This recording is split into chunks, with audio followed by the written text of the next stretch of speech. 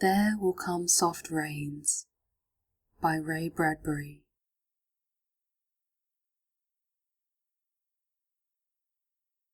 In the living room, the voice clock sang, "Tick-tock, 7 o'clock, time to get up, 7 o'clock," as if it were afraid that nobody would.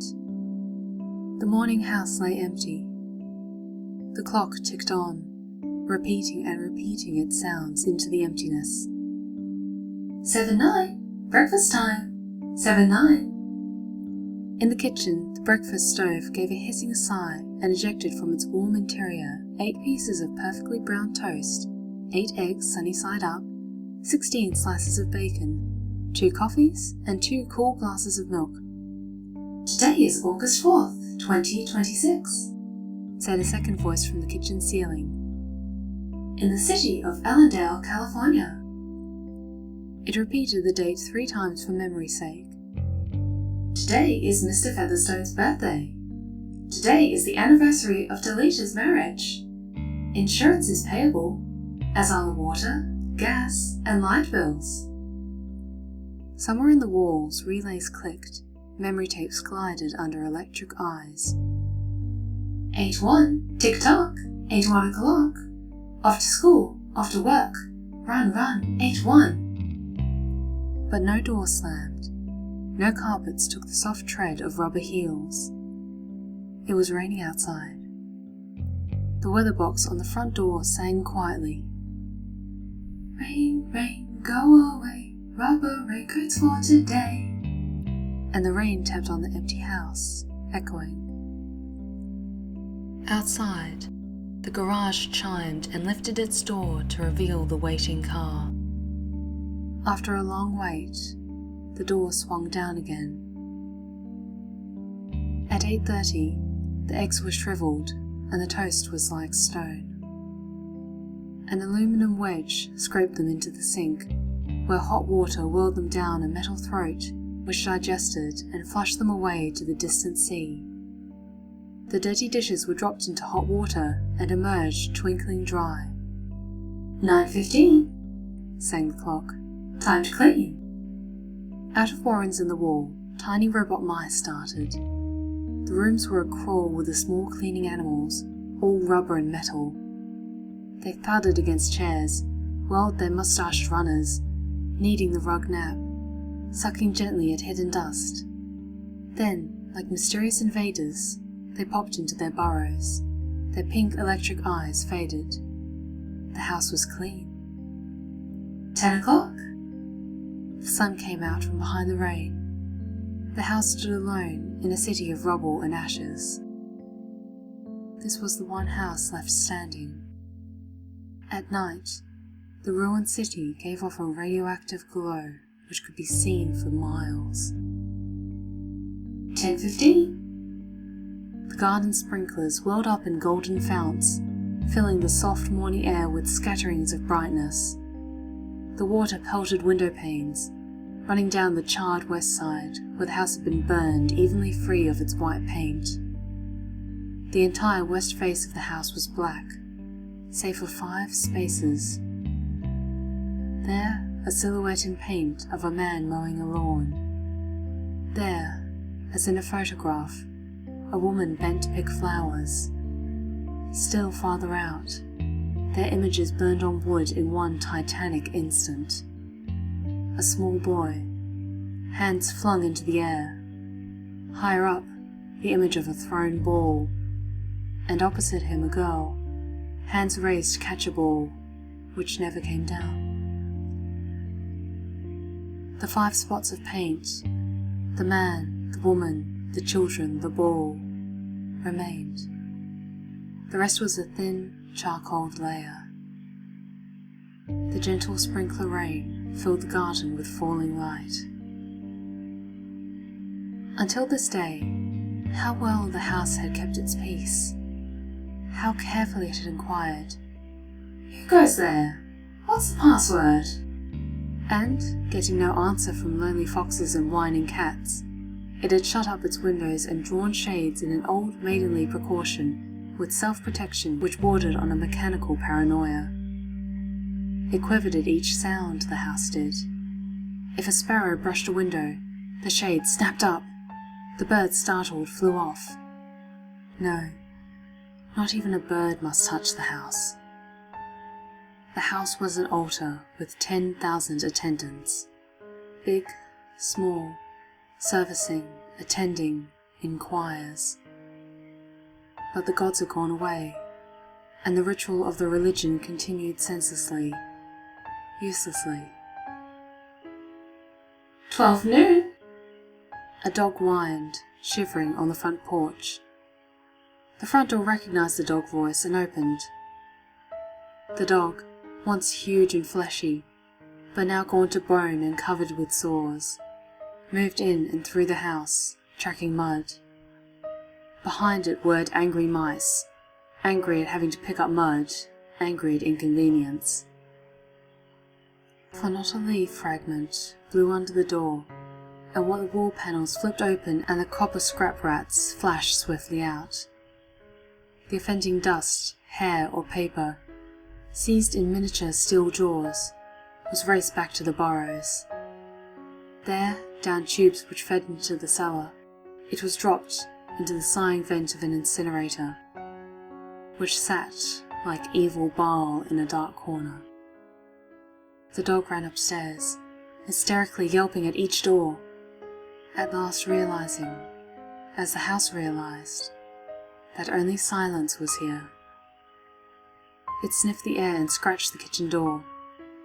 Behind the door, the stove was making pancakes which filled the house with a rich baked odor and the scent of maple syrup. The dog frothed at the mouth, lying at the door, sniffing, its eyes turned to fire. It ran wildly in circles, biting at its tail, spun in a frenzy, and died. It lay in the parlour for an hour. 2 o'clock, sang a voice. Delicately sensing decay at last, the regiment of mice hummed out as softly as blown grey leaves in an electrical wind. 2:15. The dog was gone. In the cellar, the incinerator glowed suddenly, and a whirl of sparks leapt up the chimney. 2:35. Bridge tables sprouted from patio walls. Playing cards fluttered onto pads in a shower of pips. Martinis manifested on an oaken bench with egg salad sandwiches. Music played. But the tables were silent and the cards untouched. At 4 o'clock, the tables folded like great butterflies back through the panelled walls. 4:30. The nursery walls glowed. Animals took shape. Yellow giraffes, blue lions, pink antelopes, lilac panthers cavorting in crystal substance. The walls were glass. They looked out upon colour and fantasy. Hidden films docked through world-oiled sprockets, and the walls lived. The nursery floor was woven to resemble a crisp cereal meadow. Over this ran aluminum roaches and iron crickets, and in the hot, still air, butterflies of delicate red tissue wavered among the sharp ammonia of animal spores. There was a sound like a great matted yellow hive of bees within a dark bellows, the lazy bumble of a purring lion. And there was the patter of a carpy feet and the murmur of the fresh jungle rain, like other hooves, falling upon the summer-starched grass. Now the walls dissolved into distances of parched weed, mile on mile, and warm, endless sky. The animals drew away into thorn breaks and waterholes. It was the children's hour. 5 o'clock. The bath filled with clear hot water. 6, 7, 8 o'clock. The dinner dishes manipulated like magic tricks, and in the study a click. In the metal stand opposite the hearth where a fire now blazed up warmly, a cigar popped out, half an inch of soft grey ash on it, smoking, waiting. 9 o'clock.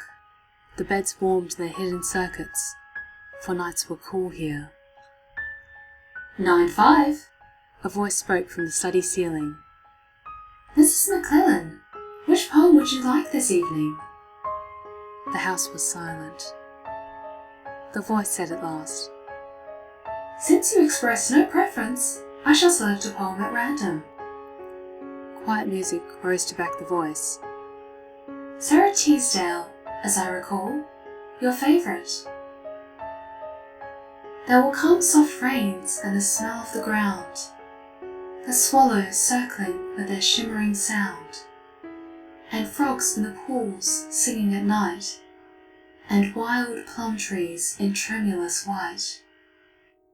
Robins will wear their feathery fire, whistling their whims on a low fence wire, and not one will know of the war, not one will care at last when it is done. Not one would mind, neither bird nor tree, if mankind perished utterly, and spring herself, when she woke at dawn, would scarcely know that we were gone.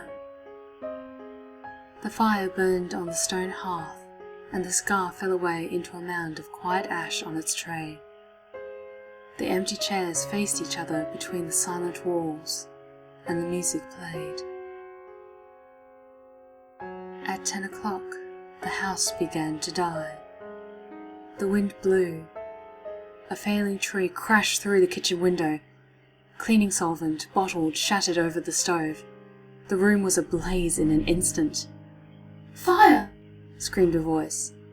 The house lights flashed.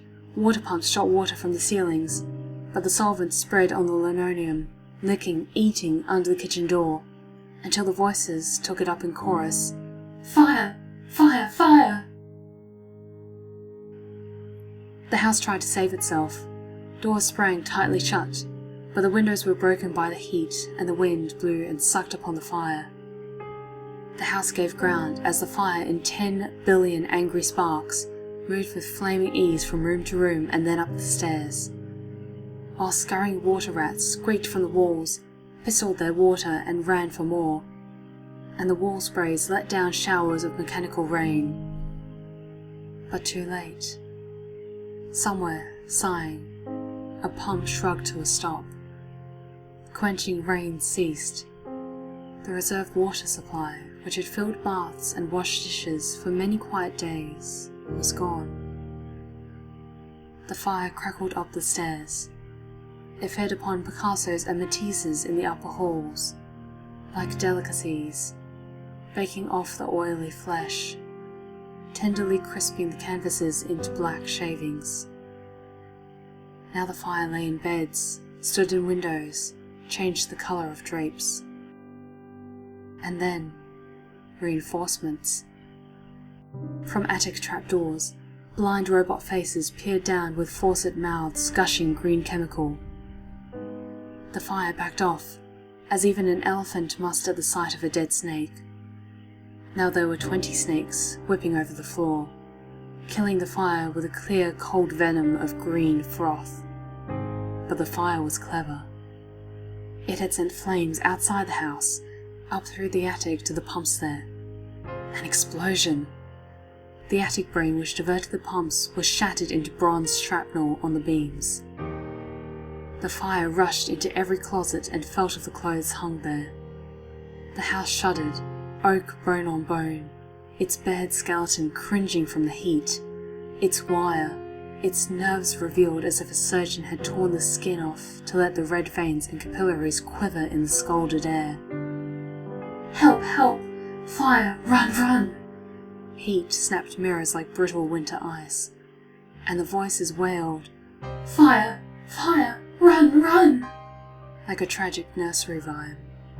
A dozen voices, high, low, like children dying in a forest, alone, alone. And the voices fading, as the wires popped their sheathings like hot chestnuts. 1, 2, 3, 4, 5 voices died. In the nursery the jungle burned. Blue lions roared, Purple giraffes bounded off.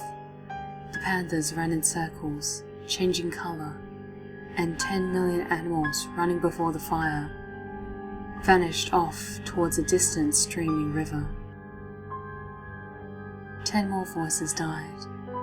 In the last instant under the fire avalanche, other choruses, oblivious, could be heard announcing the time, playing music, cutting the lawn by remote control mower, or setting an umbrella frantically out, and in the slamming and opening front door, 1,000 things happening, like a clock stop when each clock strikes the hour insanely before or after the other, a scene of manic confusion, yet unity. Singing, screaming, a last few cleaning mice starting bravely out to carry the horrid ashes away, and one voice, with sublime disregard for the situation, read poetry aloud in the fiery study, until all the film spools burned, until all the wires withered and the circuits cracked. The fire burst the house and let it slam flat down, puffing out skirts of spark and smoke. In the kitchen, an instant before the rain of fire and timber, the stove could be seen making breakfast at a psychopathic rate. 10 dozen eggs, 6 loaves of toast, 20 dozen bacon strips, which, eaten by fire, started the stove working again, hysterically hissing. The crash. The attic smashing into kitchen and parlour, the parlour into cellar, cellar into subcellar, deep freeze, armchair, film tapes, circuits, beds, and all like skeletons thrown into a cluttered mound deep under. Smoke and silence. A great quantity of smoke. Dawn showed faintly in the east. Among the ruins, one wall stood alone. Within the wall, a last voice said, over and over again and again, even as the sun rose to shine upon the heaped rubble and steam. Today is August 5th, 2026. Today is August 5th, 2026. Today is August 5th, 2026. Today is August 5th, 2026. Today is August 5th, 2026.